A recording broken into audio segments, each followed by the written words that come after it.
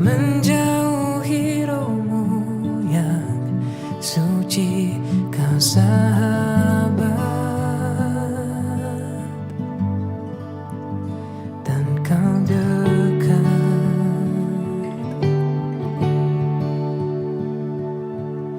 Bahkan seluruh pengabdianku tak bisa membalas kesetiaanmu, sungguh mulia dan berharga. Sungguh besar pengorbananmu bagiku, terlalu dalam untuk dimengerti. Sungguh besar, sungguh indah yang kau pikirkan tentangku, tak terselami bagiku. Sungguh indah.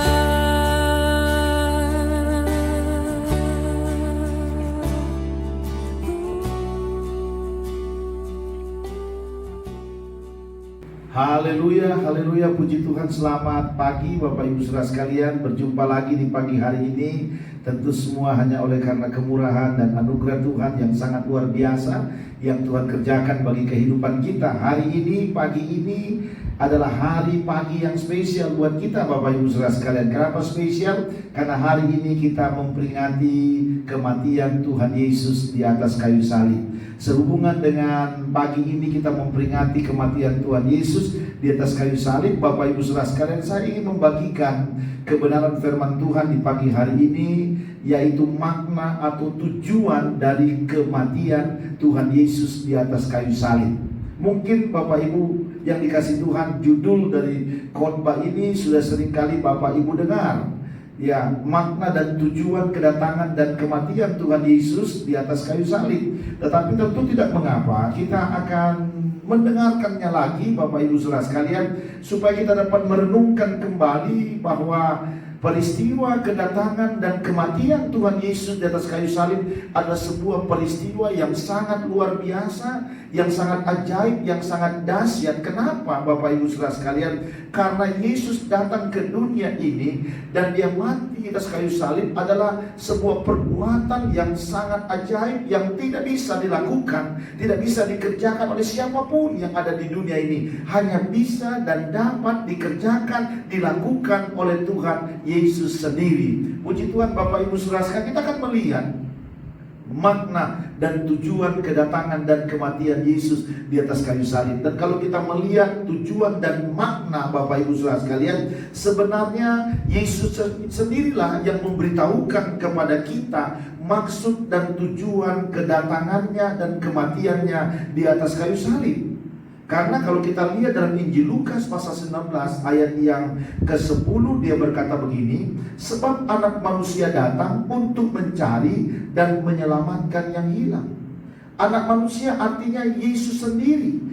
Dia datang, firman Tuhan berkata, Yesus berkata sendiri, dia mencari dan menyelamatkan yang hilang. Jadi dia datang ke dunia ini, dia mau mencari dan menyelamatkan manusia, saya dan saudara yang terhilang. Dan kalau kita lihat dalam Injil Markus pasal yang ke-10 ayat yang ke-45, Yesus sendiri juga memberitahukan kepada kita maksud kedatangannya dan kematiannya di atas kayu salib, yaitu bahwa anak manusia, artinya Yesus sendiri datang untuk memberikan nyawanya menjadi tebusan bagi banyak orang.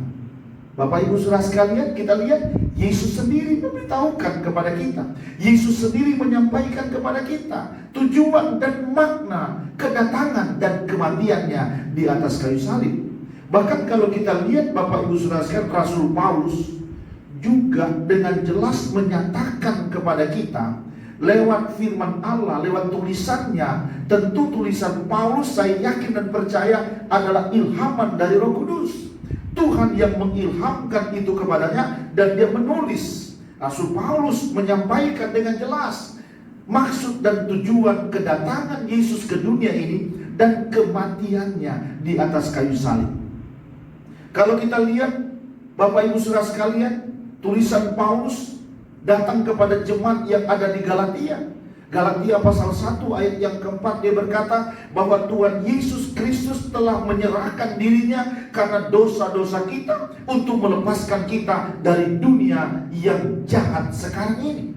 Dan kita lihat juga suratan Paulus kepada Timotius. Dalam suratan 1 Timotius pasal 1 ayat yang ke-15, dia berkata bahwa Kristus Yesus datang ke dunia untuk menyelamatkan orang yang berdosa. Yesus datang ke dunia ini untuk menyelamatkan orang yang berdosa. Bahkan kita lihat Paulus juga menulis surat kepada Titus sebagai seorang anak rohaninya. Dia berkata dalam surat Titus pasal yang kedua ayat yang ke-14, Yesus Kristus yang telah menyerahkan dirinya bagi kita untuk membebaskan kita dari segala kejahatan dan untuk menguduskan bagi dirinya satu umat kepunyaannya sendiri yang rajin berbuat baik. Bapak Ibu Saudara sekalian yang dikasihi Tuhan, dari pernyataan-pernyataan ini, dari kebenaran firman Allah yang kita baca, yang kita dengarkan ini, jelas Bapak Ibu Saudara sekalian bahwa tujuan dan maksud kedatangan Yesus ke dunia ini dan kematiannya di atas kayu salib memberikan kepada kita sebuah penjelasan bahwa sesungguhnya ada makna, ada tujuan Yesus datang ke dunia ini dan mati di atas kayu salib. Jadi Bapak Ibu Saudara sekalian, dia datang ke dunia dan mati di atas kayu salib.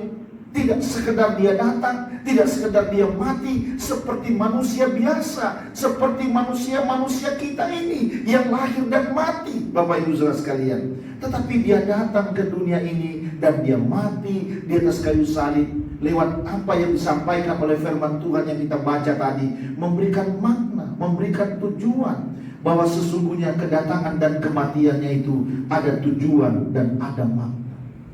Dari pernyataan-pernyataan yang disampaikan kepada kita lewat firman Allah ini, kita temukan beberapa tujuan, beberapa makna dari kedatangan dan kematian Tuhan Yesus Kristus. Yang pertama yang kita lihat jelas Bapak Ibu Saudara sekalian, bahwa kedatangan dan kematian Yesus di atas kayu salib ini luar biasa Bapak Ibu Saudara sekalian. Yaitu apa? Dia mau menyelamatkan manusia dari dosa. Dia mau menyelamatkan manusia dari dosa, Bapak Ibu Saudara sekalian. Galatia pasal yang pertama ayat yang keempat, dia berkata bahwa Tuhan Yesus Kristus yang telah menyerahkan dirinya karena dosa-dosa kita. Tuhan Yesus menyerahkan dirinya, artinya dia mati di atas kayu salib. Dia menyerahkan dirinya kepada kita karena dosa-dosa kita dan untuk melepaskan kita dari dunia yang jahat sekarang ini. Jadi kita lihat Bapak Ibu Saudara sekalian, tujuan dari kedatangan dan kematian Yesus di atas kayu salib luar biasa. Dia mau menyelamatkan manusia dari dosa.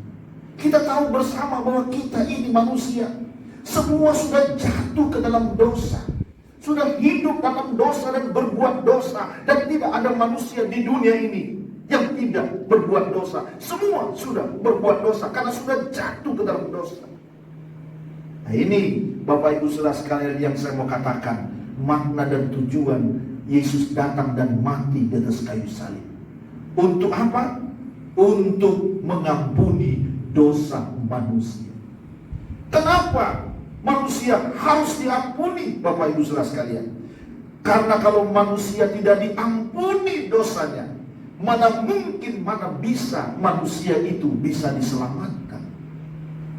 Hanya dengan pengampunan dosa maka manusia itu bisa diselamatkan. Dan yang bisa mengampuni dosa Bapak Ibu Saudara sekalian hanyalah Yesus, dengan cara dia datang dan mati di atas kayu salib. Lewat kematiannya Bapak Ibu Saudara sekalian, maka dosa kita diampuni. Karena dosa kita diampuni, maka kita mendapatkan keselamatan.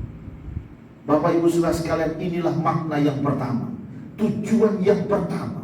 Kenapa Yesus datang dan mati di atas kayu salib? Mau menyelamatkan kita dari dosa yang jahat sekarang ini. Mau menyelamatkan manusia dari dosa, supaya manusia boleh selamat, dosanya harus diampuni. Dan pengampunan itu hanya bisa dilaksanakan, bisa terjadi karena kematian dari Tuhan Yesus Kristus di atas kayu salib. Yang kedua, Bapak Ibu Saudara sekalian, tujuan dari kedatangan dan kematian Tuhan Yesus di atas kayu salib. Ayat yang kita baca Galatia pasal 1 ayat yang keempat memberikan penjelasan kepada kita bahwa kematiannya membebaskan kita dari dunia yang jahat. Kita tahu bersama bahwa dunia ini sudah dikuasai oleh iblis. Dan kita tahu perbuatan-perbuatan iblis adalah perbuatan-perbuatan yang jahat. Dan manusia ada di dunia ini. Manusia melakukan kejahatan karena ada di dunia ini, Bapak Ibu Saudara sekalian. Dan firman Tuhan berkata bahwa manusia sudah jatuh ke dalam dosa. Karena manusia sudah jatuh ke dalam dosa, maka kehidupan manusia adalah kehidupan yang berbuat jahat. Diakui maupun tidak diakui, kita berbuat jahat. Dan tujuan kematian Yesus di atas kayu salib membebaskan manusia dari dunia yang jahat ini. Membebaskan kita dari perbuatan-perbuatan jahat. Dan hanya dengan kematian Yesuslah manusia bisa dibebaskan dari segala perbuatan-perbuatan jahat. Yang ketiga, Bapak Ibu Saudara sekalian, dari penyataan-penyataan firman Allah yang kita baca, baik penyataan Yesus sendiri yang disampaikan kepada murid-muridnya, dan kepada kita tentunya kita sudah membaca, bahkan penyataan dari Paulus kepada Timotius, kepada jemaat yang ada di Galatia, kepada anak rohaninya Titus, Bapak Ibu Saudara sekalian, memberikan penjelasan kepada kita dengan kedatangan dan kematian Yesus di atas kayu salib, memurnikan kita dan menguduskan kita. Yesus mati di atas kayu salib untuk memurnikan kehidupan kita dan menguduskan kita, supaya kita hidup kudus, hidup suci di hadapan Tuhan. Bapak Ibu Saudara sekalian, ini penting sekali bagi kita untuk kita renungkan baik-baik. Kenapa? Karena pemurnian dan kekudusan dari Tuhan itu penting sekali bagi kehidupan kita. Yesus sendiri berkata, Bapak Ibu Saudara sekalian, dalam khotbahnya di bukit, kita melihat sejak Injil Matius, dia berkata, berbahagialah orang yang suci hatinya. Berbahagialah orang yang suci, orang yang kudus, orang yang murni hatinya, karena dialah yang akan melihat Allah. Orang yang suci, orang yang kudus, orang yang murni hatinya, dia akan datang melihat Allah.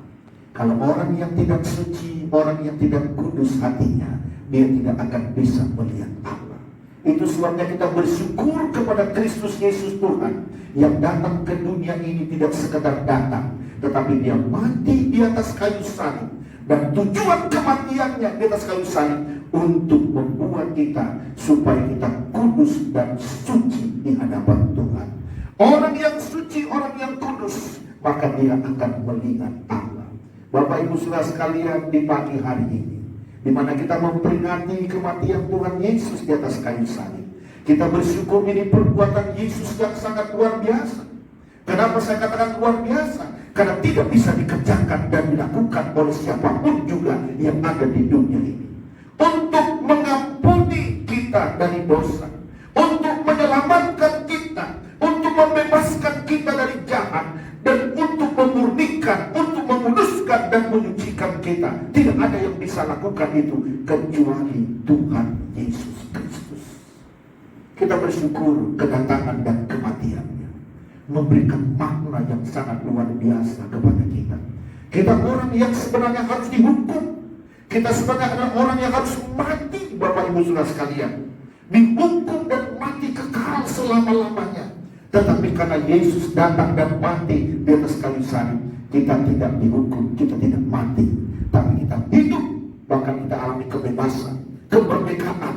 Kebebasan dan kemerdekaan itu kita akan nikmati tidak hanya beberapa waktu, beberapa saat, tetapi selama-lamanya di dalam kerajaan surga. Bapak Ibu Saudara sekalian, di pagi hari ini kita bersyukur, amin.